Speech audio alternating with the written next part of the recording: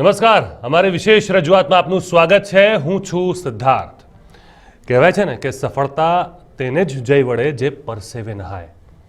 ઉપરાંત આપણી અન્ય એક કહેવત એ પણ છે કે કરેલું ક્યારે એળે નથી જતું। આ બંને કહેવતોને સાર્થક કરે છે એક દીકરી।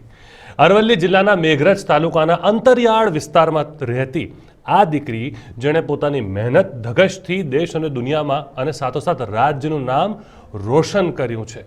કઈ રીતે, પહેલા અહેવાલ જુઓ, પછી કરશું વાત।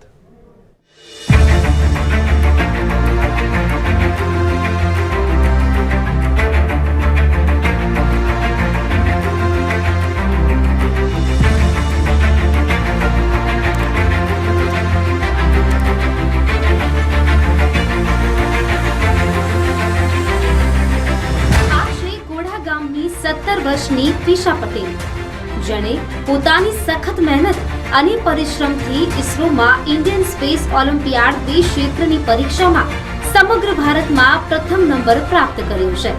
ઉપરાંત ઇસરો દ્વારા આયોજિત ટેડએક્સ ઇવેન્ટમાં જુનિયર સાયન્ટિસ્ટ તરીકે આંતરરાષ્ટ્રીય કક્ષાએ પસંદગી પામી દેશ અને રાજ્ય સાથે પરિવારનું ગૌરવ વધાર્યું છે। ખૂબ જ ગર્વની લાગણી અનુભવાય છે। મારી ભાણી ત્વિષા પટેલ, જે બાળપણથી જ મારી સાથે રહી છે, એના પ્રાથમિક શિક્ષણમાં જ એને કંઈક જીવનમાં કંઈક કરવું એ પ્રકારની પ્રેરણા એના મૂળ મારા ઘેરથી જ મળેલી છે। જો કે હું પોતે બેઝિકલી ટીચર છું, રીડિંગ મારો શોખ છે અને પોઝિટિવ વિચારસરણી એના સતત મેં પૂરી પાડી છે। એવા જીવનમાં એવા ઘણા સંજોગો આવ્યા હતા કે જેમાં એ ઘણીવાર નર્વસ થઈ ગઈ, પણ તેમ છતાં કહેવાય છે ને કે if there is will there is way, અને એને જ કરી બતાવ્યું છે, બરાબર। અને કોસ્મોસ સાયન્સ, સ્પેસ અવકાશ સાયન્સ માટે એને પહેલાંથી ઘણી બધી એ ઉત્સાહી હતી જાણવા માટે। અવારનવાર ઓનલાઈન સર્ચ કરવું, ઇન્ટરનેટ પર અવારનવાર કઈ વસ્તુ ના સમજાય તો પ્રશ્ન પૂછવા। કેટલીક વખત તો એવા પ્રશ્નો એને મને પૂછેલા છે જેનો જવાબ મારા જોડે પણ નહોતો, પણ એનો આ ઉત્સાહ જોઈને મને એમ થતું હતું કે કંઈક કરશે જીવનમાં। અને આગામી ઇન્ટરનેશનલ ટેડએક્સ ઇવેન્ટમાં જે હવે રિપ્રેઝેન્ટ કરવાની છે ભારતને, એટલે પહેલાં તો એ પ્રાઉડ થાય છે કે એક ભારતીય જ્યારે સ્ટેજ ઉપર જતું હોય એટલે ગર્વની લાગણી અનુભવ થાય છે કે એઝ અ ઇન્ડિયન આપણે ક્યાંય પાછા નથી। ત્વિષા આજે જે સપનું હકીકતમાં જીવી રહી છે, તેનું સપનું તેણે ધોરણ 5માં અભ્યાસ કરતી હતી ત્યારે જોયું હતું। એ સમયે ઇસરોની કામગીરી અને તેના દ્વારા આયોજિત વિવિધ સ્પર્ધાઓ વિશે સાંભળ્યું હતું। પોતાના શોખને પોતાની પેશન બનાવી, બસ આ જ પેશનના કારણે શહેર કે તાલુકામાં આયોજિત સાયન્સ સિટી અને ઇસરોના એક્ઝિબિશનની મુલાકાત લેવાનું શરૂ કર્યું। ઉપરાંત અનેક તજજ્ઞો સાથે ચર્ચા વિચારણા કરી પોતાની જિજ્ઞાસાને સંતોષવાનું ચાલુ રાખ્યું। બસ આમ જ પાપા પગલી ભરતા ભરતા ત્વિષા આજે ઊંચા ગગનની ઉડાન ભરી રહી છે।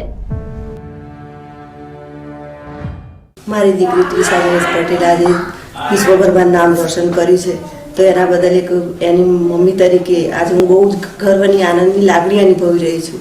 અને મારા આશીર્વાદ હંમેશા એની સાથે રહેશે કે તે દિન પ્રતિદિન આવી પ્રગતિ કરતી રહે અને એના નાના નાનીનું, એના મામા મામીનું, દરેકનું નામ રોશન કરતી રહે આ રીતે। તેમજ દેશની દરેક દીકરીઓને હું કહીશ કે મારી એકલી નહીં, તમે બધા પણ આ જોઈ અને શીખો।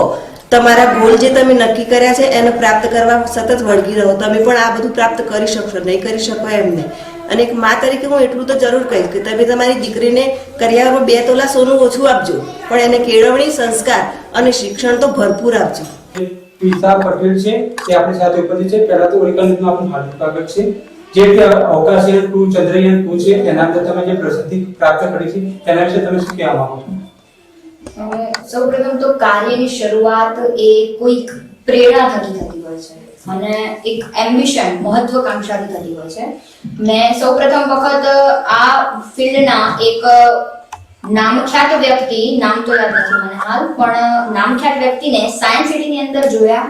એમનું માન, મર્તબો અને એમની ઉપસ્થિતિને જે રીતે લોકો માન આપતા હતા, એ ઉપસ્થિતિ જોઈ, એ માન જોયું, ત્યારે થયું કે નહીં, કે જેમ ગતિ વિનાનો પવન ના હોય, રંગ વિનાનું મેઘધનુષ્ય ના હોય, એમ પ્રાયોરિટી વિનાનો એક માણસ ન હોઈ શકે। તો ટ્વિશાની સિદ્ધિ વિશે જો વાત કરીએ તો ટ્વિશાએ ઇન્ડિયન સ્પેસ ઓલિમ્પિયાડ 2ની પરીક્ષામાં સમગ્ર દેશમાં પ્રથમ નંબર પ્રાપ્ત કર્યો છે. જી હા, અને ઉપરાંત ઇસરો દ્વારા આયોજિત TEDx આ જે ઇવેન્ટ છે, TEDx ઇવેન્ટના જુનિયર સાયન્ટિસ્ટ તરીકે આંતરરાષ્ટ્રીય કક્ષાએ પસંદગી પામી છે. અને ટ્વિશાએ નાની ઉંમરે જે સપનું જોયું હતું તે સપનું આજે હકીકતમાં ફેરવાઈ ગયું છે. ધોરણ 5 જ્યારે ભણતી હતી ત્યારે ઇસરોની કામગીરી અને ઇસરો દ્વારા યોજાતી વિવિધ સ્પર્ધાઓ વિશે તેને સાંભળ્યું અને ત્યારબાદથી જ તેને પોતાની કરિયર એ રીતે આગળ વધારી. ખાસ મહેમાનો અમારા સાથે આ ચર્ચા દરમિયાન આગળ રહેશે. આપનાથી બધાની મુલાકાત કરાવડાવી દઈએ. અમારા સાથે પોતે ટ્વિશા પટેલ જે આવી છે અમારા માટે સમય કાઢીને. ટ્વિશા, સ્વાગત છે આપનું. સ્પેસ ગર્લ તમને નામ આપ્યું છે અત્યારે અમે. સાથોસાથ અમારા સાથે જીતેન્દ્રભાઈ પણ છે. જીતેન્દ્રભાઈ પટેલ તેમના મામા છે અને નાનપણથી બાળપણથી પોતાની ભાણીને વધતા આગળ જોઈ છે. અને સાથોસાથ અમારા સાથે શૈલેષ પંડ્યા એ પણ છે, અમારા નોર્થ ઝોનના ઝોનલ હેડ, જેમણે પોતે એક રીતે કહીએ ને પત્રકાર રીતે એક સ્ટોરી ટ્વિશાની ખોજી અને ત્યારબાદ આજે આપના સમક્ષ બધાના સમક્ષ ટ્વિશા અત્યારે હાજર છે. સૌપ્રથમ શરૂઆત તો હું શૈલેષભાઈ આપનાથી જ કરીશ, કેમ કે એક પત્રકાર માટે સ્ટોરી અગત્યની હોય છે. આ પહેલાં આપ મને જણાવો કે કઈ રીતે સૌપ્રથમ આપને આ બાબતની જાણ થઈ અને ગૌરવ તો આપના માટે ગુજરાતી તરીકે તો છે જ, પણ આ સ્ટોરી વિશે થોડું અને પાછળનું બેકગ્રાઉન્ડ આપો.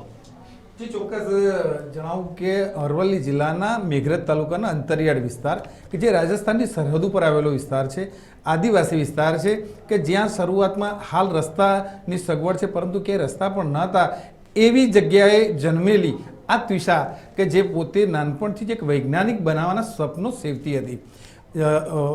ISOની એક્ઝામ જ્યારે એને પાસ કરી સમગ્ર ભારતની અંદર પ્રથમ ક્રમાંક એને પ્રાપ્ત કર્યો એ માહિતી સૌથી પહેલાં ગુજરાતી મીડિયાની અંદર ઓરિકા ન્યૂઝ પાસે આવી અને સ્થાનિક રિપોર્ટર જયદીપ ભાટિયા દ્વારા આપણને જાણકારી પ્રાપ્ત થઈ. આ દીકરીનો નંબર આપણે ગોતી અને એમનો સંપર્ક કર્યો, એના મા બાપનો સંપર્ક કર્યો. ત્યાર પછી આ જે ISOની એક્ઝામ પાસ કરી 5મા ધોરણથી જ એને આ ઈસરોનો જે જ્ઞાન છે ક્યાંથી પ્રાપ્ત થયું, ઈચ્છા કોના દ્વારા થઈ, કોને પ્રેરણા આપી, તમામે તમામ બાબતે પૂરું પેકેજ તૈયાર કરી અને ગુજરાતને, દેશને અને સમગ્ર દુનિયાને ઓરિકા ન્યૂઝ દ્વારા સૌપ્રથમ આપણે હાઇલાઇટ્સ કરવામાં આવી અને દરેકને એક પ્રકારની જાણકારી મળી કે એક છેવાડે પડેલી, છેવાડે જન્મેલી, ધોરણ 5માં અભ્યાસ કરતી છોકરીને આ પ્રેરણા મળી અને હાલ એ તે 12 સાયન્સનો અભ્યાસ કરી રહી છે અને આગામી સમયની અંદર પણ ઉચ્ચ પદવી પ્રાપ્ત કરવા માટે તે બિલકુલ પ્રયત્નશીલ છે. જી, ખૂબ જ સાચી વાત છે શૈલેષભાઈ, આપે જે વાત કહી, કેમ કે ગર્વની લાગણી ન કેવળ એક પત્રકાર તરીકે પણ નહીં પણ એક દેશના નાગરિક તરીકે પણ આપણને થાય એ રીતની સિદ્ધિ હાંસલ કરી છે. અને હવે સૌપ્રથમ ટ્વિશા પાસે જ જઈએ. ટ્વિશા, સૌપ્રથમ તો સ્વાગત છે આપનું. આપ આવ્યા, આપે પોતાનો સમય ફાળવ્યો, કેમ કે હવે સિદ્ધિ મેળવી છે તો ઘણી જગ્યા લોકો આપની રાહ જોતા હશે મળવા માટે, પણ સમય કાઢીને આપ આવ્યા. પહેલાં જ આપને હું થેન્ક કરું છું. મને આપ એક વાત કહો કે સાયન્સમાં નાનપણથી આપની રુચિ રહી, આપ પોતે ભણતા રહ્યા, પોતે કામ કરતા રહ્યા, હવે આ મકામે જ્યારે તમે પહોંચ્યા છો આ રીતે, શરૂઆત ક્યાંથી થઈ? ક્યારે મનમાં આ પ્રથમ વિચાર આવ્યો કે હું આ રીતે કંઈક કરું તો મને કંઈ મળશે અને આ દિશામાં હું આગળ વધીશ?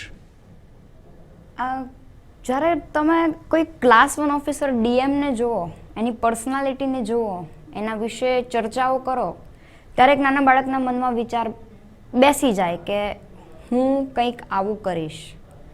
મેં મારી એ અવસ્થા દરમિયાન કે જ્યારે હું મારી મહત્વાકાંક્ષા શું છે એની શોધ કરતી હતી, એ અવસ્થા દરમિયાન મેં ઈસરોના સાયન્ટિસ્ટને અહીંયા સાયન્સ સિટીની અંદર જોયા. એમની ઉપસ્થિતિ જે હતી, એમની પાસે જે નોલેજ હતું, એ નોલેજ જોઈને આખું એમનું વ્યક્તિત્વ કંઈક અલગ દેખાવી આવ્યું. ત્યારે મેં વિચાર્યું કે કંઈક જુદું કરવું અને જુદામાં કંઈક કરવું તો કંઈક આવું કરવું. સાચી વાત છે. ભણવાની વાત કરીએ, આમ તો કે મારા તો નંબર બહુ સારા નહોતા હોતા, એટલે આ વાત મને એક્સેપ્ટ કરવામાં કંઈ વાંધો નથી, પણ વિજ્ઞાનનું નામ સાંભળીને અમારા જેવા કોમર્સના અને આર્ટ્સના છોકરાઓ કે લોકો તો ગભરાઈ જતા હોય છે, કેમ કે વિજ્ઞાન એટલે પોતાની જાતમાં એક રુચિનો વિષય અને કહેવાય ને કે એક તમારા અંદર એક ખોજી તંતુ જીવ જે હોય, જે વિચારતો હોય કે આમાં શું નવું થશે, શું એક્સપ્લોર થશે. તો તુષા, સાયન્સ આપને શરૂઆતથી ગમતું હતું, સાયન્સમાં શું ગમતું હતું? સાયન્સમાં એવી કઈ વસ્તુ હતી જે આપને બહુ રસપ્રદ લાગીને બીજા પણ વિષયો સારા લાગતા હશે પણ એના ઉપર સાયન્સ આપને વધુ ગમતું તો એના કારણ શું રહ્યા? સાયન્સની અંદર ધોરણ 5ની અંદરથી સાયન્સનો પ્રોપર અભ્યાસ કરવાનો શરૂ કર્યો ત્યારે એમાં બ્રહ્માંડ વિશેનું જ્ઞાન, સૌ પ્રથમ બ્રહ્માંડ વિશેની માહિતી ધોરણ 5માં લીધી. વિશાળ છે બ્રહ્માંડ, હજુ આપણે ઘણું ઓછું શોધ્યું છે, શોધવાનું ચાલુ છે અને ઘણું શોધવાનું બાકી છે. શોધખોળનો અને એક્સપ્લોરિંગનો વિષય કંઈક ત્યાં છે અને ઘણી બધી ઇન્ટરેસ્ટિંગ વસ્તુઓ સ્પેસ વિશેની, સેટેલાઇટ વિશેની, તારાઓ વિશેની, તારામંડળો વિશેની ઘણી બધી વસ્તુઓ, ઘણી રસપ્રદ વસ્તુઓ મને એ સમયથી રુચિ હતી. જ્યારે નીલ આર્મસ્ટ્રોંગ, સુનિતા વિલિયમ્સ, કલ્પના ચાવલાનું નામ, આવા જૂજ માણસોના નામ સાંભળીએ ત્યારે એમ થાય કે આ વર્તુળમાં જોડાવા જેવું ખરું. અને ત્યાર પછી મેં એમાં ઊંડાણપૂર્વક અભ્યાસ કર્યો. અચ્છા. અને રુચિ હોય એમાં ઊંડાણપૂર્વક અભ્યાસ કરતા જાઓ એટલે એ પછી જીવનશૈલીમાં વણાતું જાય. એ વાત પણ તમારી 100% સાચી છે. અમારા સાથે જીતુભાઈ પણ છે, જીતેન્દ્રભાઈ, મને કેમ કે હોય છે કેવું ને કે પૂત કે પાँव પાલને में दिख जाते हैं, જે હિન્દીમાં કહેવત છે, આપણે કહીએ ને કે દેખાઈ જ જાય ઘોડિયાની અંદર જ કે શું છે. આપને પ્રથમ વખત ક્યારે આ વાતનો આભાસ થયો કે કદાચ આ રીતનું ટેલેન્ટ કે આ રીતનું જોક વિજ્ઞાન પ્રત્યે જે ત્વિષાના મનમાં છે, આપને ક્યારે આ વાતની આપે ક્યારે નોંધ લીધી? ત્વિષા જ્યારે 7મા ધોરણમાં હતી ત્યારે એને મને ઘણા પ્રશ્નો પડ્યા હતા. એમાં સ્પેસ સાયન્સ વિશે એના પ્રશ્નો વિશેષ હતા. એ દિવસથી મને સમજાવ્યું કે પોતે પણ ટીચર છો? હા, હું પોતે ટીચર છું. હા, હું પોતે ટીચર છું. રાઈટ. મેથ સાયન્સ મારો સબ્જેક્ટ છે. ઓકે. અચ્છા. એને મને ઘણા સાયન્સના એ વખતે પ્રશ્ન પૂછ્યા હતા, સ્પેસ વિશે એને મને પ્રશ્ન પૂછ્યા હતા. દિવસે લાગ્યું કે કંઈક અલગ ઘેલછા છે આની, એમ કે શું કરશે એમ. પણ આજે એને જે સિદ્ધ કરી બતાવ્યું છે, આજે મને ઘણો પ્રાઉડ થાય છે એના ઉપર. અને કહેવાય છે ને કે ઇન્ટરનેટ એક માધ્યમ છે. મિત્રો, ખાસ તો એ કહીશ, વિદ્યાર્થીઓને કહીશ કે ઇન્ટરનેટને જો સારી રીતે ઉપયોગ કરવામાં આવે ને તો એ જીવનમાં ઘણું બધું ઉપયોગી નીવડતું હોય છે. ઇન્ટરનેટ તમને કોઈ સારી જગ્યાએ પહોંચાડી પણ શકે છે અને કોઈ સારી જગ્યાએથી નીચે પાડી પણ શકે છે. બસ તેનો ઉપયોગ કેવી રીતે કરવો એ તમારે વિચારવાનું છે. ત્વિષાએ સ્વાભાવિક રીતે ઇન્ટરનેટ પરથી ઘણી બધી માહિતી મેળવી છે અને એને ઘણી બધી મહેનત કરી છે અને આ મહેનત પોતાના પ્રયત્નથી અને જાતે કરી છે. અને એ દિવસે મને લાગ્યું કે નહીં, કે જીવનમાં ક્યાંક પોતાનું આગવું વ્યક્તિત્વ અમારી ભાણી ઊભી કરશે, જેને પહેલું ચરણ મતલબ સફળતાની પહેલી સીડી ના પહેલા પગથિયા પર પગ માંડી ચૂકી છે. આગળ પણ મને વિશ્વાસ છે. ISO મેન્સની એક્ઝામમાં મને પૂરેપૂરો વિશ્વાસ છે કે સફળ થશે. ઓકે. તુષાર, મને તો પહેલાં કહો, જે આ એક્ઝામ છે તેના વિશે, એટલે ઘણા વિદ્યાર્થીઓ આપને સાંભળી રહ્યા છે અત્યારે, ગુજરાત આખું જોઈ રહ્યું છે, તો આપના વતી એ વાત તો જવી જોઈએ કે છે શું, કઈ એક્ઝામ છે, શું થાય છે આમાં? વિષય ઉમેરાય છે વિજ્ઞાન ધોરણ 5 પ્રાઇમરીથી. ઓકે. અને એ સમયે સાયન્સ કોંગ્રેસની એક્ઝામ લેવાતી હોય છે. આપણે એને મતલબ એક સ્પર્ધાત્મક પરીક્ષા ગણી અને સાઈડમાં કરી દેતા હોઈએ છીએ. પણ ખરેખર મારી શરૂઆત આ પરીક્ષાથી થયેલી છે. સાયન્સ કોંગ્રેસની એક્ઝામ મેં પાસ કરી અને એમાં એક લિમિટ છે કે એક્ઝામની અંદર A ગ્રેડથી એક્ઝામ તમે ક્લિયર કરો તો તમને આગળની જે એક્ઝામ છે NSSE, national space science examination, એના માટે એલિજિબલ ગણવામાં આવે છે. ઓકે. તો એ જે સાયન્સ કોંગ્રેસની એક્ઝામ હતી એમાં મેં A ગ્રેડથી એક્ઝામ ક્લિયર કરી. ત્યારબાદ સ્કૂલની અંદર એના પછીની જે એક્ઝામનો રજિસ્ટ્રેશન કોડ હતો એ આવેલો હતો. તો શિક્ષક તરફથી એની મને જાણ કરવામાં આવી કે કોડ તારા નામનો આવેલો છે અને આગળની જો એક્ઝામ ક્લિયર કરવી હોય કે એમાં રુચિ હોય તો આ કોડનો ઉપયોગ ફોર્મ ભરવા માટે. પ્રથમ વખત જ્યારે આપ એક્ઝામ આપવા ગયા તો કદાચ કે આ લક્ષ્ય નિર્ધારિત કર્યું હતું કે ના મને આમાં ટોપ જ કરી લેવું છે કે નહીં, કે આપણે રુચિવાદ રીતે જ ગયા હતા ખાલી? ના, મેં કોઈ પણ કામ કરવું તો ધ બેસ્ટ કરવું અથવા તો ના કરવું, એવું મારું માનવું છે. એક્ઝામ હતી તો તૈયારી પૂરેપૂરી કરેલી હતી અને તૈયારી કરેલી હતી તો પરીક્ષા આપવાની ઘણી મજા આવી અને નિર્ધારિત હતું કે એ ગ્રેડ લાવવાનો છે અને એક્ઝામને ટોપ કરવાની છે. જીતેન્દ્રભાઈ, વિજ્ઞાન તો કેમ, આપ તો પોતે શિક્ષક જ રહ્યા છો અને લાંબા સમયથી વિજ્ઞાન સાથે સંકળાયેલા છો. વિજ્ઞાન માન્યતાઓને દૂર કરી દે છે, વિજ્ઞાન તર્કોની વાત કરે છે અને વિજ્ઞાન જે હોય છે એમાં એ કહેવાય ને કે બીજી બધી વસ્તુઓ એમાં હોતી, અનુમાનો નહીં પણ એમાં જે રેશનલ હોય કહેવાય એ સામે આવે છે. એ બધા વચ્ચે આ એક વૈજ્ઞાનિક જે માઇન્ડ હોવું અને એ પણ આપણા ગુજરાતમાં થોડું ઓછું જોવા મળે છે, કેમ કે આપણા ત્યાં કદાચ આપણે કોમર્સ, ટ્રેડ એનાથી વધુ સંકળાયેલા હોઈએ છીએ. તો એ વૈજ્ઞાનિક માઇન્ડ ટ્યુશાની અંદર છે એ વાતનો આભાસ આપને થઈ ગયો હતો અને પછી આપે કઈ રીતે મદદ કરી? ખાસ તો એના બનાવેલા પ્રોજેક્ટ કે ટ્યુશાની જે લખવાની શૈલી અને અવારનવાર એની વાતોમાં જી ખાસ મેં વિજ્ઞાન જ જોયું છે. અચ્છા. અને સાયન્સ પ્રત્યે એની રુચિ શરૂઆતથી હતી અને એટલા જ માટે એને 11 સાયન્સમાં આ ફેકલ્ટીમાં આગળ વધી રહી છે. હું પોતે એવું માનું છું, મેં ટ્યુશાને હંમેશા કીધું છે કે ટ્યુશા પોતાની મહેનત અને પુરુષાર્થ સિવાય જીવનમાં કશું નથી મળતું અને પુરુષાર્થથી મોટી કિંમત કોઈ આપી ના શકે આપણે. અને સારા સારા ઉદાહરણ એનું પોતાનું રીડિંગ પણ છે. દયાનંદ સરસ્વતી, સ્વામી વિવેકાનંદ ના જીવન ચરિત્રથી એ પોતે ઘણી બધી પ્રભાવિત થયેલી છે. સ્પિરિચ્યુઅલ પણ એક એના અંદર ફેક્ટર છે. યસ. એ પોતે મલ્ટી ટેલેન્ટેડ ગર્લ છે. એ પોતે સુંદર ગાઈ શકે છે, સુંદર લખી શકે છે અને સુંદર વક્તા પણ છે. જેના અમે અવારનવાર પરિવારજનો ભેગા થઈને સાંભળીએ છીએ અને માણીએ પણ છીએ. અને ખરેખર અમારા પરિવાર માટે તો ઘણી બધી મહત્વની વાત છે અને સમાજ પ્રત્યે પણ ઘણું મહત્વની વાત છે. આજે સાહેબ ઘણું બધું મને પ્રાઉડ ફીલ થાય છે કે આજે આ સ્ટેજે એને પોતાના જીવનના સપના સાકાર કરવાની શરૂઆત કરી દીધી છે. સાચી વાત છે. શૈલેષભાઈ, આપણે ટ્યુશાની જે સફળતા છે, કેમ કે આપણે તો આખી પૃષ્ઠભૂમિ પણ આપી કે કઈ રીતની પૃષ્ઠભૂમિમાંથી તે આગળ વધી અને કઈ રીતનો એરિયા છે, શું ત્યાં ભૌગોલિક અને સામાજિક પરિસ્થિતિઓ છે, એ પરિબળો વચ્ચે આ સફળતા કેટલી મોટી ગણી શકાય અને કઈ રીતે એ સમગ્ર વિસ્તારમાં ગણાઈ રહી છે, હું એ પણ જાણવા ઈચ્છું છું આપના વતી.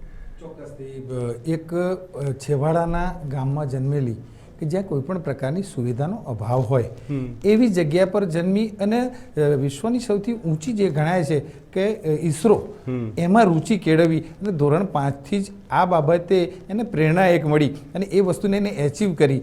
કોંગ્રેસ સાયન્સની જે એક્ઝામ હોય છે, સાયન્સ કોંગ્રેસ, એ પણ એમને જ્યારે એચીવ કરી અને ત્યારથી જ આપણે એમ કહી શકીએ કે ચોક્કસ સામાન્ય રીતે આ બધા ક્ષેત્રોની અંદર ગુજરાતીઓ બહુ જ ઓછા પ્રમાણમાં જોવા મળતા હોય છે. છતાં એક 5મા ધોરણથી એને પ્રેરણા મળી. આજે 12 સાયન્સ સુધી પણ આગળ જવાની પૂરી તૈયારી સાથે હાલ પણ પોતે અભ્યાસ કરી રહી છે. ત્યારે ચોક્કસથી આપણે સમગ્ર અરવલ્લી જિલ્લો, ગુજરાત રાજ્ય, દેશ અને વિશ્વએ ગૌરવ લેવા જેવી એક બાબત છે. અને મને લાગે છે કે આજે પણ કદાચ એમનું સન્માન થયું છે, તે વિશે પણ આપ જણાવો તો પ્રેક્ષક મિત્રોને કદાચ એનો પણ એક આઈડિયા આવે. ચોક્કસથી એ જે સમાજમાંથી જન્મી છે અને એ સમાજના જે સેવકો છે કે જે સમાજના માટે કંઈક કરી છૂટવાની, સમાજના બાળકો આગળ આવે એના માટેની કંઈક સંસ્થાઓ દ્વારા કંઈ પ્રેરણા આપતા હોય છે, એ લોકોએ પણ આજે એમના સમાજ વતી અહીંયા ગાંધીનગર ખાતે પણ ખૂબ સારી રીતે સન્માન કરેલું છે. ત્યાં હરિભાઈ ચૌધરીથી લઈ મોટા મોટા જે કંઈ તજજ્ઞો હતા એ તમામે ટ્યુશાનું સન્માન કરી અને એક પ્રેરણા બીજા બધા બાળકોને આપી અને એક ગૌરવ પ્રાપ્ત કર્યું છે. ટ્યુશા, હવે મને એક વાત કહો કે આપના આઇડલ્સ કોણ છે? હવે ઘણા બધી ફિલ્ડમાં પણ હોઈ શકે, જરૂરી નથી વિજ્ઞાન, પણ વિજ્ઞાનમાં પણ હોય કે એ સિવાય આપ કોઈને જે કહેવાય ને કે to look up to someone, જેના તરફ આપ જોતા હોવ કે કદાચ હું પણ કંઈક આવું થોડું ઘણું કરું તો મજા આવે, એ આઇડલ કોણ છે આપના? સ્વામી વિવેકાનંદ. ઓહો.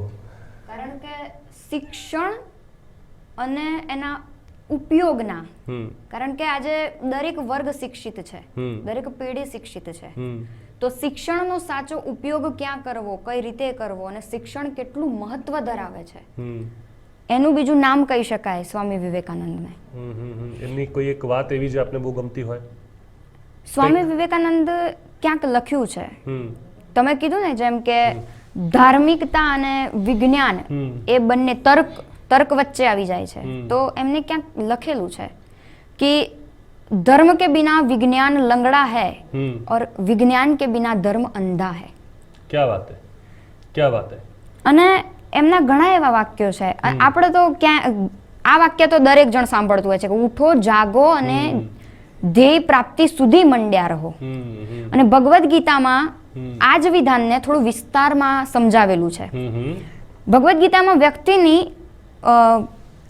વ્યક્તિના ચરિત્રને સમાવવામાં આવેલું છે, પ્રકૃતિને, કે વ્યક્તિ 3 પ્રકારની પ્રકૃતિઓ ધરાવે છે: ઉત્તમ, મધ્યમ અને નિમ્ન.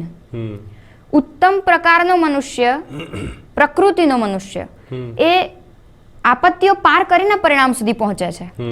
મધ્યમ પ્રકૃતિનો મનુષ્ય આપત્તિઓ પાર કરે છે પણ પરિણામ સુધી પહોંચતા હાંફી જાય છે.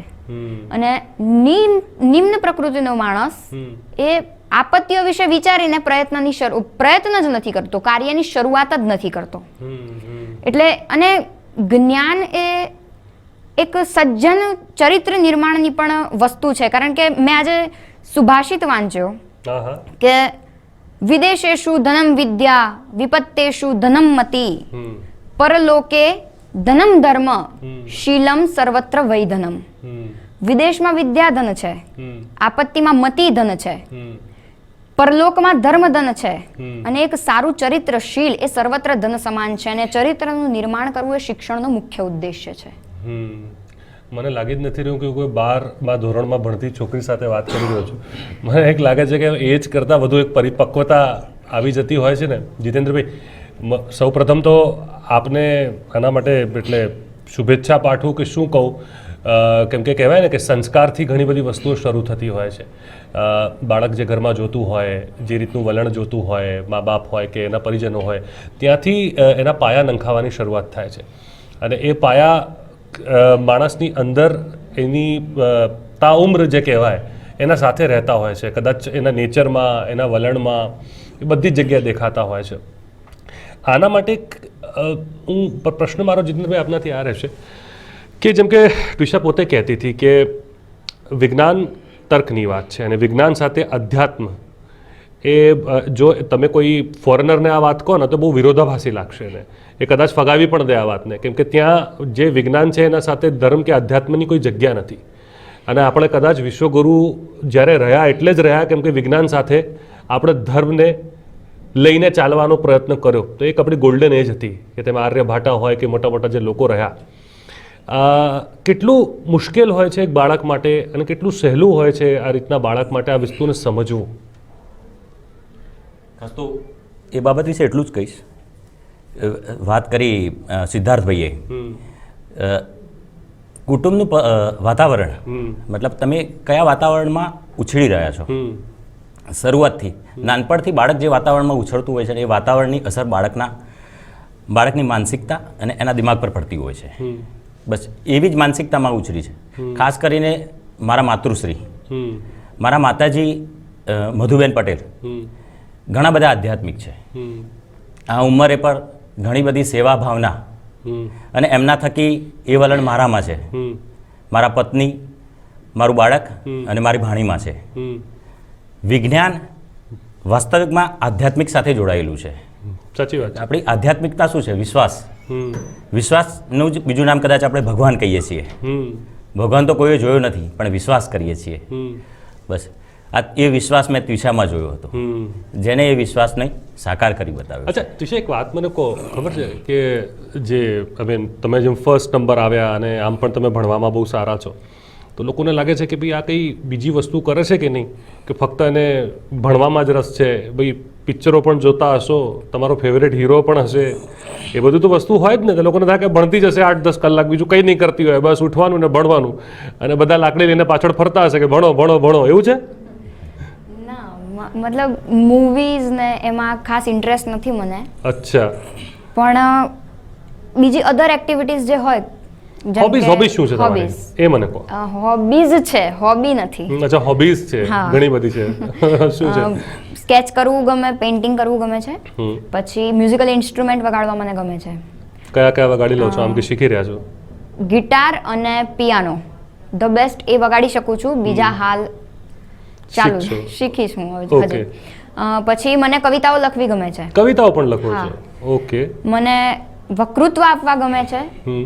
અને આમ તો ભણવાની જે સાયન્સની બુકો છે એ તો વાંચું જ છું, પણ એના સિવાય મને જો રીડિંગનો શોખ હોય તો એ કોઈક વ્યક્તિત્વ વિશે વાંચવું ગમે, કાં તો કોઈક આધ્યાત્મિક પુસ્તક વાંચવું ગમે છે. પણ તમારા માટે તિશા થોડું મુશ્કેલ નહીં રહ્યું કે એક બાજુ સાયન્સ જે બિલકુલ ફેક્ટ બેઝડ છે અને આધ્યાત્મ જે જેમ જીતેન્દ્રભાઈ બહુ સાચી વાત કીધી કે વિશ્વાસ આધારિત છે, હા, એમાં કોઈક વખતે કોન્ટ્રાડિક્શન થાય છે મનમાં કે યાર આ તો સાયન્સ તો આવું કહે છે અને આ તો આ વસ્તુ નથી થતી? તો પછી આપણે તો આ ઓબ્લિગેશન કર્યું કહેવાય ને ઇતિહાસ ઉપર, કે રામાયણની અંદર પુષ્પક વિમાનનું ઉદાહરણ આપેલું છે. તો સાયન્સ એ વખતે પણ હતું અને એ પણ સતયુગ હતો, ધર્મ હતો. તો મતલબ કઈ રીતે કહી શકાય? ધર્મ સાથે જ વિજ્ઞાન ગળાયેલું છે. વિજ્ઞાન અને ધર્મ બંને એક જ છે, બસ આપણે એને જુદા પાડીને શીખી રહ્યા છીએ. સાચી વાત છે. અચ્છા તુષાર, હવે ફ્યુચરમાં મારી તો પૂરી શુભકામનાઓ અને શુભેચ્છાઓ છે જ તમને, અને હું તો પરમાત્માને પ્રાર્થના કરીશ કે આપ ત્યાં પણ સફળ રહો અને આગળ વધો. હવે એક સ્ટુડન્ટ તરીકે તમે જોતા હશો કે ઘણા બધા મોટા મોટા સાયન્ટિસ્ટ, હવે તો ઇસરો બહુ જ જબરદસ્ત કામગીરી બજાવી રહ્યું છે, એમાં તો કોઈ બેમત છે જ નહીં. It is an esteemed organisation, એટલે આપણા દેશની નહીં દુનિયાની થઈ ગઈ છે. પણ ઘણી વખત એવું થઈ જાય છે ને, કેટલા સ્ટુડન્ટ્સ હોય છે એમને એવું થાય છે કે ભાઈ યાર બહાર જતા રહીએ, અમેરિકા જતા રહીએ, ત્યાં જતા રહીએ, ત્યાં વધુ ફેસિલિટીઝ છે. એક મોનિટરી પણ એક લોભ હોય છે, લોકોને આપવામાં આવતો હોય છે બહારની કંપનીઓ દ્વારા. એ વિશે કંઈક વિચાર્યું છે કે દેશમાં જ રહેવું છે કે નહીં, ક્યારે તક મળે તો જતા પણ રહીશું, એવું પણ કંઈ પ્લાનિંગ છે? મારામાં જે કૌશલ્યો છે અને જે કંઈ પણ છે નોલેજમાં, એને પ્રદર્શિત કરવા માટેનું આ મંચ મને ભારતે પૂરું પાડ્યું છે, બીજા કોઈ રાષ્ટ્રએ નહીં.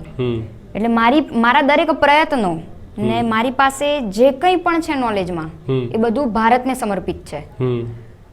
તક તો ઘણી મળશે, પણ ભારત જેવું રાષ્ટ્ર ક્યાંય બીજે નહીં મળે. ક્યાં વાત છે. મને એ જ લાગે છે કે આ જ તો આપણી શક્તિ છે ને આ શક્તિને જો આપણે સમજીએ તો મને લાગે છે કે ભારત જે અત્યારે આપણે વિશ્વગુરુ બનવા તરફ અગ્રેસર છીએ, એ સ્પીડ કદાચ બહુ ઝડપથી વધી જાય. સમય લાગશે જો કે એમાં, પણ પ્રયત્નો તો બધા ચાલી જ રહ્યા છે. જીતેન્દ્રભાઈ, ફ્યુચરમાં એટલે કોઈક દિવસે પણ આપે, આજકાલ તો કેવા પેરેન્ટ્સ અને પરિજનો હોય છે, મા બાપ જે સ્વપ્ન પૂર્ણ ન કરી શક્યા, એમની ઈચ્છા હોય છે કે એ સ્વપ્ન કદાચ એમનું બચ્ચું કે એમના દીકરાઓ દીકરીઓ પૂરો કરે. કોઈક લોકો એન્જિનિયર નથી બની શક્યા તો એમને એવું થાય છે કે કાશ મારો દીકરો બની જાય. એક ભાવ મા બાપમાં, વાલીઓમાં હોય છે. શું આ ભાવ રહ્યો આપના ત્યાં કે નહીં? આપણે ફ્રી જ રાખ્યું કે તને જે ઠીક લાગે એ કર? ખરેખર મારી ઈચ્છા હતી કે તિશા મેડિકલ લાઇનમાં જાય. ઓકે. મારું પોતાનું એવું માનવું હતું. પરંતુ આ માધ્યમથી દરેક માતા પિતાને એક સંદેશો આપવા માગીશ. બિલકુલ. તમારા બાળકને જેમાં રુચિ હોય, એને જેમાં ઇન્ટરેસ્ટ હોય, જે ક્ષેત્રમાં જવા માગતો હોય, તો પ્લીઝ એને જવા દેજો, એને ડિનાય ના કરતા. કારણ કે ઘણી વખતે આપણી અપેક્ષાઓના કારણે બાળકનું ટેલેન્ટ દબાઈ જતું હોય છે. જો તમે ઓળખી શકતા હો તમારા બાળકમાં આ ટેલેન્ટ છે, તો એ ટેલેન્ટને આગળ લાવવાનો પ્રયત્ન કરજો, અને એને હોપ આપજો કે તારે જીવનમાં જે કરવું છે એ કર, તારી ઈચ્છા હોય એ કર, હું કહું છું એ ના કર. ક્યાંક એ પોતાનું નામ આખા વિશ્વમાં અલગ કરીને બતાવશે. એને એ સપોર્ટ કરજો, એને ટેકો આપજો. ખૂબ જ મને લાગે છે સચોટ અને સારી વાત આપે કહીને આપણા બધાના માધ્યમથી આ સમયે જે લોકો, વાલીઓ આપણે આ પ્રોગ્રામ જોઈ રહ્યા હશે, આ બહુ સકારાત્મક સંદેશો એમાં જવો જોઈએ. તો કોઈક વખતે જીવનમાં એવું પણ થતું હોય છે કે આપણી અભિલાષાઓ અને આપણા વિશ્વાસો આપણે થોપી દેતા હોઈએ છીએ બાળકો ઉપર, અને એનો બોજો જીવનભર એ બાળક ઉઠાવતું હોય છે, અને પછી જે કદાચ કહેવાય ને કે ફૂલ ખીલીને ફૂલ બની શક્યું હોત તો એ ફૂલ ન બનીને કંઈ બીજું બની જતું હોય છે. તો મા બાપ જેટલા છે, વાલીઓ છે, એમને આ જ વિનંતી કરીશ કે સ્વપ્ન તમારા તો છે જ, પણ તમારા સ્વપ્ન કોઈ પર થોપો નહીં, એ બહુ જરૂરી છે. તમારા સ્વપ્ન તમારા હતા અને બાળકોના સ્વપ્ન બીજા હોય છે. આ નોર્મલી એક ઈગોનો ઇશ્યુ પણ બની જતો હોય છે, પણ મને લાગે છે કે એ સમજ આપણા દેશમાં અને આપણા સમાજમાં ધીમે ધીમે વધુ સમય સાથે વધુ કેળવાશે. તુષા જેવા સ્ટુડન્ટ્સ જ્યારે આગળ આવશે. તુષા, હવે તમારા માટે સાયન્સ એટલે શું? મને આ વાત કહો. વિજ્ઞાનને તમે કઈ રીતે જુઓ છો? શું છે વિજ્ઞાન તમારા માટે? વિજ્ઞાન જીવનનો સામાન્ય જીવન જે આપણે જીવીએ છીએ ને એની દરેક ઘટનાઓ સાથે ઘટતું એ એટલે વિજ્ઞાન છે. નહીં તો મને તમે પૂછો તો મને તો બહુ ગંભીર વિષય લાગે છે, કેમ કે એની અંદર મને બધા થિયોરમ્સ દેખાવા લાગે અને પછી ગ્રેવિટેશનલ લો દેખાવા લાગે અને યાદ કરવાના ન્યૂટન્સ ફર્સ્ટ લો શું છે, સેકન્ડ લો શું છે, લો ઓફ ગ્રેવિટી ને આ અને બધું પાછું. તો એ તો એટલે મારા જેવા તો ગોથે ચડી જાય છે એના અંદર. પણ તમને તમે એને કઈ રીતે જુઓ છો? શું તમારો એક કહેવાય ને કે એક નજરિયો શું છે એને જોવાનો? ઘણો સિમ્પલ વિષય છે વિજ્ઞાન. હા, તમારા માટે છે હું માનું છું. ના, એવું જરૂરી નથી, પણ જેમાં રુચિ હોય દરેક વસ્તુ તમારા માટે સહેલી થઈ જાય છે. 100% આ વાતથી હું સંમત છું. જેમાં રુચિ હોય દરેક વસ્તુ તમારા માટે સહેલી થઈ જાય છે. અને કોઈક નામખ્યાત વ્યક્તિએ કીધું છે કે કામ ને કામ નહીં, રમત તરીકે જોશો ને તો એ વધારે સહેલું થઈ જશે. એટલે વિજ્ઞાન ને વિજ્ઞાન નહીં, સામાન્ય જીવન તરીકે લેશો તો વધારે સહેલું થઈ જશે. અચ્છા, તમારા મિત્રોમાં તો ઘણા એવા હશે ને, તમારા મિત્રો તો આપણા અલગ અલગ મિજાજના હોય. એમાં ઘણા એવા હશે કે ભાઈ ચલો પિક્ચર જોઈએ, ચલો આ કરીએ, ઇન્ટરનેટ કરીએ ને ફેસબુક કરીએ ને આજકાલ તો બધું આ બધો યુથનો ટાઈમ આના પર જ બગડે છે. તો એમાં આપને એ બધા મિત્રો આપના સાથે કઈ રીતના છે? કઈ રીતનું મિત્ર વર્તુળ છે? કઈ રીતના અનુભવો એના છે? મિત્ર વર્તુળમાં સ્પોર્ટ્સથી લઈને સાહિત્ય સુધીના મિત્રો છે. ઓહો. ને 12મા ધોરણમાં આવું મિત્ર વર્તુળ તમને મળ્યું છે.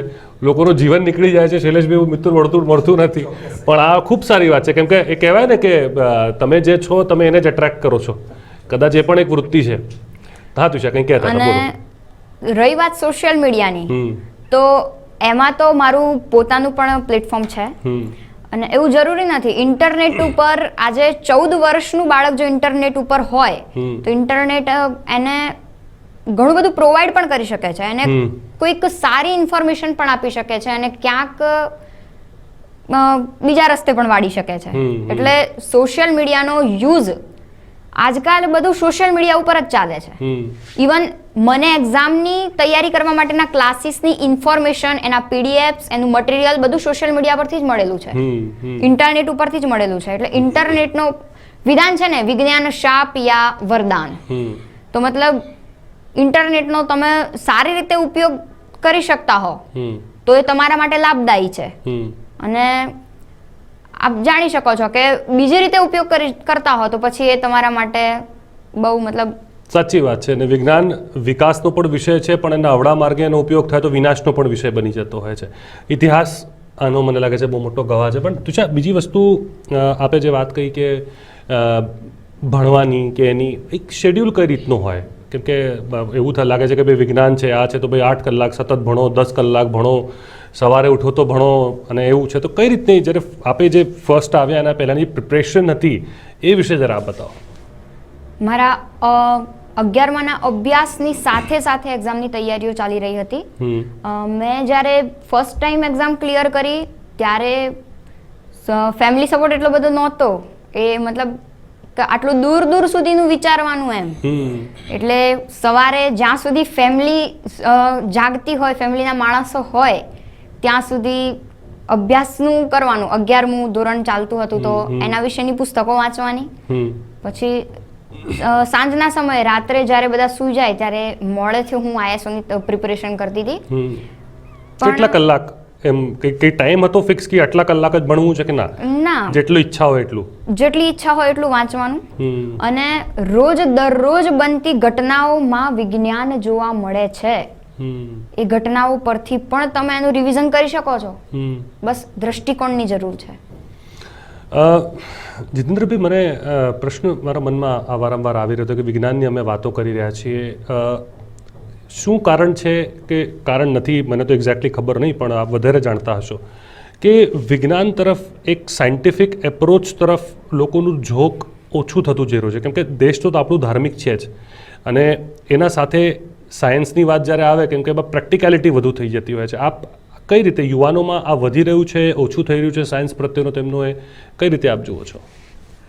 ચોક્કસથી હું પોતે અંતરિયાળ વિસ્તારની પ્રાથમિક શાળામાં ફરજ બજાવું છું. ત્યાં મેં મારા વિદ્યાર્થીઓમાં ઘણા વૈજ્ઞાનિક દૃષ્ટિકોણ જોયેલા છે. અને સિદ્ધાર્થભાઈ કેવું છે હમ એ બાળકો ઘણા બેકવર્ડ ફેમિલીમાંથી આવતા હોય છે જેમને બેકઅપ નથી મળતું હમ અને મેં પોતે અનુભવેલી છે એ વસ્તુ હમ અને તમે જાણો છો કે અત્યારના સમયમાં સપોર્ટ નથી મળતો ને તો બાળક આગળ જઈ નથી શકતું. સાચી વાત છે. મારા ઘણા વિદ્યાર્થીઓ એવા છે હમ કે ખરેખર એક અલગ વૈજ્ઞાનિક દ્રષ્ટિકોણથી જ પોતે કંઈક વસ્તુ બનાવી ચૂકે છે. હમ 10 વર્ષની આ સેવામાં મેં ઘણા બધા એવા વિદ્યાર્થીઓ જોયા છે. હમ જોડે જોડે એમના ફેમિલીનું બેકગ્રાઉન્ડ જાણવાનો પ્રયત્ન પણ કર્યો છે. ત્યારે ઘણીવાર દુઃખ થતું હોય છે. પરંતુ દરેક સમાજને અને સમાજના અગ્રગણ્ય મુરબ્બીઓને કહેવા માગીશ કે ખરેખર આવા પ્રતિભાશાળી વિદ્યાર્થીઓની ખોજ કરી અને એમને કોઈ ચોક્કસ પ્લેટફોર્મ પૂરું પાડવામાં આવે ને તો વિજ્ઞાન પ્રત્યેનો આ દૃષ્ટિકોણ જરૂરથી ઓછો થશે અને આપણા અંદરથી જ આપણા ગુજરાતીઓમાંથી જ વિજ્ઞાનીઓ પેદા થશે જે ભારતમાં નહીં પૂરા વિશ્વમાં ભારતને અગ્રગણ્ય સ્થાને મૂકી દેશે. બિલકુલ સાચી વાત છે. શૈલેષભાઈ, જે વાત અત્યારે કહેવામાં આવી છે, જીતેન્દ્રભાઈએ જે વાત કીધી છે એ ખૂબ જ પાયાની વાત છે. કેમ કે એક કહેવત છે ને કે talent without opportunity is nothing, કે તમારામાં ટેલેન્ટ ઘણું હોય પણ એ પ્રતિભાને મંચ જો ના મળે ને તો એ પ્રતિભા એડે જતી રહે છે, અવળા માર્ગે જતી રહે છે. કદાચ પછી ન કરવાનું કે જે ફિલ્ડમાં જે કરી શક્યું હોત એ ન કરીને જે બીજી ફિલ્ડમાં મજબૂરીમાં માણસ આગળ વધે છે. પરિસ્થિતિ કઈ રીતની છે આપના વિસ્તારની જો વાત કરીએ, આપનો અનુભવ એને લઈને શું છે? ચોક્કસથી સર, અંતરિયાળ વિસ્તાર છે કે જ્યાં ઘણા બધા આવા જે તેજસ્વી તારલાઓ પડેલા છે, એમના અંદરની સુષુપ્ત જે શક્તિઓ છે એમને બહાર લાવવાનો ક્યાંય મંચ કે કોઈ જગ્યાએ એવો ચાન્સ એમને ક્યાંય મળતો નથી. જેવી રીતે ત્વિષાએ જે સિદ્ધિ હાંસલ કરી એવી રીતે અનેક વિદ્યાર્થીઓ બીજા ત્યાં પડેલા છે. એક બે જો ઉદાહરણ આપું અમારા જિલ્લાના વિસ્તારની, અરવલ્લી જિલ્લાની, તો માલપુર તાલુકાના 2 રતન છે. એક ભલાજી ડામોર કે પોતે બ્લાઇન્ડ છે, ભગવાને દ્રષ્ટિ તો જેને આપી નથી, છતાં ઇન્ટરનેશનલ લેવલે એક NGO સંસ્થા દ્વારા world cup, blind world cup રમી અને દેશને એક મહત્વનું સ્થાન પ્રાપ્ત કરાયેલું છે. એ આજે પણ પશુ ચરાવી અને પોતાનું જીવન ગુજારો એ કરી રહ્યો છે. એવી જ રીતે બાબુભાઈ પણુચા કરીને એ માલપુર તાલુકાના અંબાવા જે પહાડી વિસ્તાર છે ત્યાંથી આવે છે, પોતે આર્મીમાં હતો, વોકિંગ રેસની ઓલિમ્પિકમાં પણ એ ક્વોલિફાઈડ થયેલો છે, ભાગ પણ લઈને આવેલો છે. પરંતુ આજે એને કોઈ પણ પ્રકારનું મંચ કે એવો સપોર્ટ નથી મળ્યો. એના જે બૂટ હોય છે, પહેરવાના શૂઝ, એ પણ 60-70 હજાર રૂપિયાની કિંમતના થતા હોય છે. જો એવા કોઈ રતનોને મંચ મળે તો પણ દેશનું નામ સમગ્ર વિશ્વની અંદર પ્રસિદ્ધ કરે. આવા અનેક રતનો એવા જે ખૂણે પડેલા છે કે જેમને કોઈ આજ દિન સુધી આવો કોઈ મંચ પ્રાપ્ત થયો નથી. બિલકુલ સાચી વાત છે. મને લાગે છે કે સરકારના અધિકારીઓ કે મંત્રીશ્રીઓ જો આ પ્રોગ્રામ જોઈ રહ્યા હોય તો કદાચ એના પર બહુ ધ્યાન આપે અને ઝીણવટાઈથી કામ કરે. કેમ કે ત્વિષા જેવું ટેલેન્ટ જો એને પરિવારનો એક ખૂબ ખુશનસીબ છે કે પરિવારનો એટલો સપોર્ટ રહ્યો અને એ ટેલેન્ટ આગળ વધ્યું અને પોતે પણ એટલી મહેનત કરી.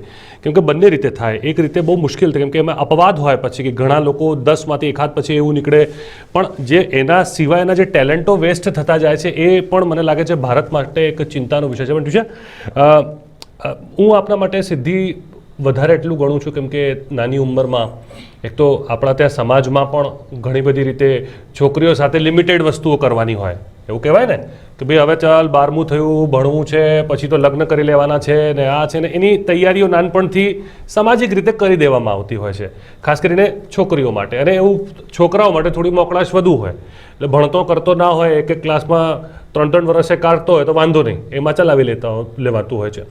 આપના માટે ક્યારે એવો પ્રશ્ન રહ્યો જ્યારે કે આ રીતની કોઈ વાત રહી હોય કે નહીં? કઈ રીતે જુઓ છો આને? ક્યારે નહીં. પરિવારનો પૂરેપૂરો સપોર્ટ હતો અને આ પ્રકારની ચર્ચા તો ક્યારેય નહોતી કરી. કારણ કે એક હું જે પરિવારમાંથી આવું છું એ પરિવાર ભલે I am belong from very middle class family, પણ શિક્ષિત પરિવાર છે. બિલકુલ સાચી. એ મારું સૌભાગ્ય રહેલું છે. અને શિક્ષિત પરિજનો છે મારા, એ જાણે છે કે શિક્ષાનું મહત્વ શું છે અને શિક્ષિત વ્યક્તિ શું કરી શકે છે. કારણ કે એક શિક્ષિત વ્યક્તિ સારા સમાજનું નિર્માણ કરી શકે છે અને સારો સમાજ એ સારા રાષ્ટ્રનું નિર્માણ કરી શકે છે. એટલે ફેમિલીમાંથી મને આ પ્રકારના વિચારો પૂરા પાડવામાં આવતા હતા. ફ્યુચરનું શું પ્લાનિંગ છે હવે તું છે અહીંયાથી? શું વિચારો છો આગળ? કઈ રીતે નેક્સ્ટ ગોલ શું હવે? ISO મેઇન ઉપર હાલ તો પૂરેપૂરો ફોકસ છે મારો. હમ અને ટેડેક્સની ઇવેન્ટ માટે કંઈક નવા પ્રોજેક્ટ્સનો આઈડિયા હું અત્યારે શોધી રહી છું. અને આજે લાઈવ છે, હું કહીશ કે જો કોઈ પણ વિજ્ઞાનને લગતું કોઈ એટલું ઇન્ટરેસ્ટેડ સ્ટુડન્ટ હોય, ઇવન કોઈ ટીચર હોય ને આપ પાસે પણ કોઈ નવો કોસ્મોલોજી એન્ડ સાયન્સ ટોપિક છે, એના ઉપર કોઈ હોય નવું ઇન્વેન્શન કરવા લાયક ટોપિક તો જણાવશો. આપની મદદ પણ હું અહીંયાથી માંગી રહી છું. બિલકુલ. અને મને લાગે છે કે તમારો આ સંદેશો છેવાડા સુધી પહોંચશે તુષા, કેમ કે ઘણા બધા લોકો લાખોની સંખ્યામાં, કરોડોની સંખ્યામાં આપને નિહાળી રહ્યા છે અને આપનો આ સંદેશો એમના સુધી 100% પહોંચશે. મને તો એ વાતની ખાતરી છે. અને સોશિયલ મીડિયા પ્લેટફોર્મ વતી પણ આપના સાથે ઘણા બધા, હવે તો કેમ કે દુનિયા નાની થઈ ગઈ છે તો પ્રશ્નો પણ હોય, જવાબો પણ હોય, એમાં પણ આપ આગળ વધી શકશો. અચ્છા, આમાં જે આપ બેસિકલી જે સ્ટડી કરો છો એમાં હોય છે શું કે શું કહેવાય છે કે બ્રહ્માંડના વિશે જ છે, જે તમે કીધું કોસ્મો એની વિશે, એના વિશે જ છે, શું છે શું એના અંદર એક્ઝેક્ટલી? આઈએસઓની પ્રિપરેશન માટેની બુક્સ આઈએસઓ દ્વારા પ્રોવાઈડ કરવામાં આવતી. સિલેબસમાં શું હોય છે એના? સિલેબસની અંદર black hole, white hole, dark matter, મતલબ ટોટલ કોસ્મોલોજીને લગતું હોય છે. ઇવન થોડું ઘણું ફિઝિક્સ હોય છે કે જે એસ્ટ્રોનોમી ફિલ્ડ્સનું હોય છે. અચ્છા, એસ્ટ્રોનોમી ફિલ્ડ્સનું કંઈક રસપ્રદ એક બે વિષયો, કેમ કે મને તો બહુ આઈડિયા નથી, જે આપને ફેક્ટ્સ કોઈ એવા હોય તો મને પ્લીઝ એની જણાવો. અંદર લોન્ચ વ્હીકલ, રોકેટ સાયન્સ, એનું ઘણું બેઝિક નોલેજ હોય છે, ઘણું ઉપરનું. એમાં વિસ્તારપૂર્વકનો અભ્યાસ હવે પછી આઈએસઓ મેન્સ પછી આઈઆઈએસટીની કોલેજમાં એડમિશન લીધા પછી થશે. મતલબ જેનો પ્રોપર અભ્યાસ કરવાનો છે એનું ઘણું બેઝિક, ઘણું ઉપરનું નોલેજ અને એ બધું એકત્રિત કરીને આની એક્ઝામ લેવાતી હોય છે. તો એની તૈયારી અત્યારે પૂરજોશમાં ચાલી રહી છે કે અત્યારે બસ બધા લોકો તો અત્યારે ફોટા પાડવા અને પડાવવા માટે આવતા હશે, આપને ઘેરીને રાખતા હશે, તો એની તૈયારી કઈ રીતે કરશો? હાલ તો મતલબ થોડુંક ખોરવાઈ ગયું છે, પણ એની તૈયારીઓ ચાલુ જ છે. કારણ કે અને એક્ઝામ ક્યારે છે? એક્ઝામ ઓગસ્ટની અંદર છે. એટલે આ વર્ષે જ છે? હા. અચ્છા. અને એમાં કેટલા માર્ક્સનું પેપર હોય, શું હોય એમાં થોડું એ પણ બતાવો. આઈએસઓ 1, 2 અને મેન્સ ત્રણેય 100 નંબરનું પેપર હોય છે. અચ્છા. એમાં 50 નંબરના એમસીક્યુ હોય છે અને 25 નંબરનું રિટર્ન હોય છે. ઓકે. અને 25 નંબરનું ઈસરો દ્વારા લાઈવ ઇન્ટરેક્શન હોય છે. અચ્છા, તો એ લાઈવ ઇન્ટરેક્શનમાં શું હોય છે? લાઈવમાં ઈસરોના સિનિયર સાયન્ટિસ્ટ 5 હોય છે, સિનિયર સાયન્ટિસ્ટની ઉપસ્થિતિ હોય છે અને એ દરેકની ફિલ્ડ. એટલે આ 2 માં થશે કે 1 માં થઈ ગયું છે ઓલરેડી? 1 અને 2 માં થઈ ગયું છે. અચ્છા, તો તમે ફેસ કર્યું છે લાઈવ ઇન્ટરેક્શન? શું હોય છે એના અંદર એ મને જાણવું છે. એમાં શું પૂછ્યું હતું આપનાથી, શું પૂછવામાં આવ્યું હતું? હોય છે તો આઈએસઓના સિલેબસને અકોર્ડિંગ જ ત્યાં 5 અલગ અલગ ફિલ્ડના સિનિયર સાયન્ટિસ્ટ હાજર હોય છે. અને લાઈવ જ્યારે થતું હોય છે ત્યારે ઇન્ડિયામાંથી જેટલા પણ સ્ટુડન્ટ સિલેક્ટ થયેલા હોય છે એ બધા એક સાથે એમને જોઈન કરવામાં આવે છે. ત્યાં તમને કોઈ પણ ટોપિક આપવામાં આવે છે કે આ ટોપિક છે તો તમારી પાસે આના માટે કોઈ નવું ઇમેજિનેશન છે, કોઈ નવો વિચાર છે તમારી પાસે? કંઈ યાદ છે બાત? મને બ્લેક હોલ અને હવે ટૂંક સમયમાં ઇન્ડિયા એક પ્રોજેક્ટ લોન્ચ કરવા જઈ રહ્યું છે, આદિત્ય L1. એ પ્રોજેક્ટના લોન્ચિંગ વિશેનું મને પૂછવામાં આવેલું હતું કે તમારી પાસે લોન્ચિંગનો કોઈ નવો ઇમેજિનેશન આઈડિયા છે? કારણ કે આપણું ચંદ્રયાન 1 ફેલ થયું એની પાછળનું કારણ હતું લોન્ચિંગ, કે પ્રોપર રીતે આપણે એને લોન્ચ ન કરાવી શક્યા, એટલા માટે આપણે એ નિષ્ફળતાને ફેસ કરવી પડી. તો ત્યાંથી મતલબ નક્કી નથી હોતું કે ટોપિક કયો હશે, આપણે જોઈન થવાનું ને ત્યાંથી આપણને ટોપિક મળે. ઘણા ઇઝી હોય છે ટોપિક, પણ ઇન્ટ્રોડક્શનની લેંગ્વેજ ફ્રેન્ચ ઓર ઇંગ્લિશ બેમાંથી ગમે તે એક હોય કમ્પલસરી. ઓકે. તો જે અત્યારે જે વિદ્યાર્થી મિત્રો કે વિદ્યાર્થી જે દીકરાઓ દીકરીઓ સાંભળી રહ્યા હોય તો કદાચ એમના સુધી આ વાત જશે કે આપ પણ આમાં પાર્ટિસિપેટ કરી શકો છો. આના પાર્ટિસિપેટ કરવા માટે શું હોય છે, શું જરૂરી હોય છે તુષા? આ સર એક્ઝામનો જ ભાગ છે. ઓકે. 100 નંબરના પેપરમાં 50 નંબરના એમસીક્યુ, 25 નંબરનું રિટર્ન. એટલે ઓનલાઈન કંઈ એને અપ્લાય કરવું પડે, કઈ રીતે કરી શકે? આનું ફોર્મ ભરાતું હોય છે. એ સાયન્સ કોંગ્રેસની એક્ઝામ પછી તમને કોડ મળે છે, એ કોડ ઉપર આનું ફોર્મ ભરાતું હોય છે ઈસરોની ઓફિશિયલ વેબસાઇટ ઉપર જ. અને આના માટે ઓનલાઈન મટીરિયલ પણ ISO પ્રોવાઈડ કરતું હોય છે. ઇવન આના ઘણા બધા ક્લાસીસ પણ ચાલી રહ્યા છે, પણ અનફોર્ચ્યુનેટલી કે ગુજરાતમાં એક પણ નથી. ઓહો, તો મને લાગે છે સરકારનું ધ્યાન, શૈલેષભાઈ, હવે તમારે પણ દોરવું પડશે ને આપણી બધાની એક જવાબદારી છે. મને લાગે છે કે સરકારનું ધ્યાન દોરીએ કે જ્યાં ઉણપો છે એને ઠીક કરીએ, કેમ કે આ રીતનું ટેલેન્ટ જો ગુજરાતમાં અહીંયાથી નીકળી શકે છે તો દેશભરમાં કેટલું ટેલેન્ટ હશે જરા એ આપણે વિચારીએ. મને લાગે છે કે ઈસરોમાં ને બધી જગ્યા ઓછી પડી જશે એટલું ટેલેન્ટ છે આપણા પાસે. પણ જતાં એક લાસ્ટ સંદેશો બધાથી લઈ લઈએ. જીતેન્દ્રભાઈ, શું સંદેશો આપનો રહેશે? આ પ્રોગ્રામ વતી અમારો તો પ્રયત્ન હતો કે ભાઈ જે આપનો મડકો છે લોકો સુધી પહોંચી જાય. શું સંદેશો આપશો છેવટે? સંદેશો યુથ આઇકોનને આપીશ કે ઇન્ટરનેટનો યોગ્ય રીતે ઉપયોગ કરો અને યોગ્ય દિશામાં કરો. તમારા ગોલને વળગી રહો અને જ્યાં સુધી ધ્યેય પ્રાપ્ત ન થાય ત્યાં સુધી મંડ્યા રહો. તમારા માતા પિતાના સપના સાકાર કરવાનો પ્રયત્ન કરો અને તમારું પોતાનું એક આગવું વ્યક્તિત્વ ઊભા કરો. બિલકુલ. અને શૈલેષભાઈ, આપના વતી પણ એક સંદેશ એટલા માટે એમ કે આપણી પણ એક નૈતિક તો જવાબદારી છે જ, પણ એક સામાજિક જવાબદારી પણ છે કે આ ટેલેન્ટ આગળ વધે. આપ શું કહેશો? ચોક્કસથી જે યુવાનો એક કહ્યું છે કે ભાઈ ગઢમાં ગોળા થનગને, આતમ વિજય પાંખ, વણ દીઠેલી ભૂમ પર યવન માળે પાંખ. યુવા અવસ્થા એક એવી છે, એવો એક તરવાર છે કે જે સિદ્ધિ તમે જે લક્ષ્ય બનાવો છો ચોક્કસથી તમને સિદ્ધ થાય છે. પરંતુ આપણે જણાવ્યું સાહેબ એમ ચોક્કસથી સરકાર દ્વારા પણ સરકાર પર થોડું આ માટે સજાગ થાય. આ જે એક્ઝામ માટેની જે ગુજરાતમાં સગવડ નથી, યા તો એના બીજા કોઈ ક્લાસ વગેરે જે કંઈ થતું હોય, આવા ગામડાની અંદર શહેરોમાં પણ કેટલાય રતનો એવા પડ્યા છે કે જે આ સ્પેસ બાબતે બિલકુલ આગળ આવી શકે એમ છે. એમને એક સાચું પ્લેટફોર્મ મળે એ માટે સરકારે પણ આની યોગ્ય મને મને તો એવું લાગે છે શૈલેષભાઈ ને જીતેન્દ્રભાઈ, મને લાગે છે કે સરકારને એક વિજ્ઞાન ડિપાર્ટમેન્ટ અલગથી પણ પોતાનું કરવું જોઈએ શરૂ, જેથી કરીને મને લાગે છે કે આ અવગણવા જેવી વસ્તુ નથી. વિક્રમ સારાભાઈ એક ખૂબ જ મોટું એક્ઝામ્પલ આપણા દેશ માટે જેમને શરૂઆત કરીને એમનું આખું બધું કહેવાય ને કે અહીંયાથી જ બધું રહ્યું છે, ગુજરાતથી જ. મને લાગે છે હું સરકારને પણ આ કહીશ કે આના પર પ્લીઝ આપ ધ્યાન આપી જ રહ્યા છો, પણ વધુ ધ્યાન આપવાની જરૂર છે કેમ કે આ રીતનું ટેલેન્ટ આગળ આવે. તુષા, જતાં છેલ્લે શું તમારો સંદેશો છે? ક્યાંક ઘણા લાંબા સમયથી આવા વાક્ય સાંભળતા આવ્યા છે કે કુછ પાને કે લીએ કુછ ખોના પડતા હૈ. તો if you don't sacrifice for what you want, one day what you want will be the sacrifice. તમે શું સેક્રિફાઈસ કર્યું એ કહો જરા. મને સ્પોર્ટ્સમાં ઇન્ટરેસ્ટ હતો. કયા સ્પોર્ટમાં? Rifle shooting. ઓકે. મારા માટે એ સ્પોર્ટ મતલબ મેં જ્યારે એને જોઈન કર્યું ત્યારે સૌ પ્રથમ તો એ જ હતું કે હું આની અંદર ક્યાંક આગળ જઈશ. મારે એ છોડવું પડ્યું. એ સિવાય પણ મેં જેમ મારી હોબીઝમાં જણાવ્યું કે મને ઘણા મ્યુઝિક ઇન્સ્ટ્રુમેન્ટ વગાડવાનો શોખ છે, એના માટે મેં ક્લાસીસ પણ જોઈન કરાવેલા હતા. એ પણ મારે છોડવા પડ્યા.